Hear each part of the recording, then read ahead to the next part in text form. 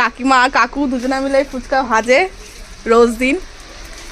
কাকিমাদের রোজ দিন টাটকা একদম ফুচকা থাকে তো? প্রতিদিন টাটকা, প্রতিদিন ফুচকা ভাজি, সব কিছু প্রতিদিন, সব টাটকা একদম। চাটনি টাটনি রোজ দিন টাটকা থাকে? হ্যাঁ সব চাটনি, এই যে তেঁতুল ভিজিয়ে রেখেছি, একদম। পরে চাটনি করব।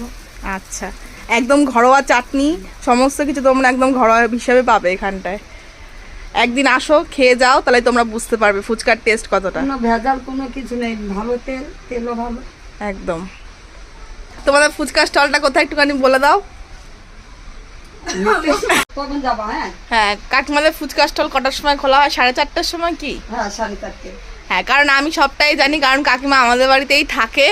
আমি রোজ দিন দেখতে পাই কাকিমারা কীভাবে ফুচকা বানাচ্ছে আর কীভাবে সেল করছে, সবটাই আমরা দেখতে পাই। খুব ভালো ফুচকা, তোমরা কিন্তু অবশ্যই এসো খেতে। দেখতে পাচ্ছ প্রত্যেকটা ফুচকা কিন্তু টকবক টকবক করে ফুটে যাচ্ছে, একদম দারুণ ফোলা ফুলছে ফুচকাগুলো। আর যেগুলো ফুলছে না সেগুলো কিন্তু তোমরা চুরমুড়ি হিসাবে খেতে পারবে। এই যে পাপড়িও হচ্ছে।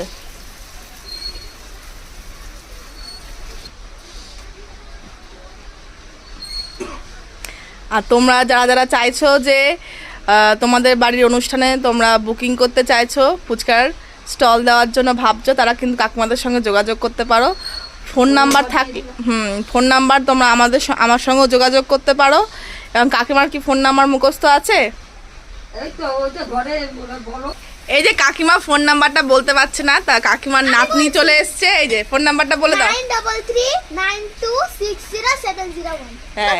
হ্যাঁ, এই নাম্বারে তোমরা যোগাযোগ করে নেবে, তাহলে তোমরা পেয়ে যাবে সমস্ত অর্ডার ফুচকার।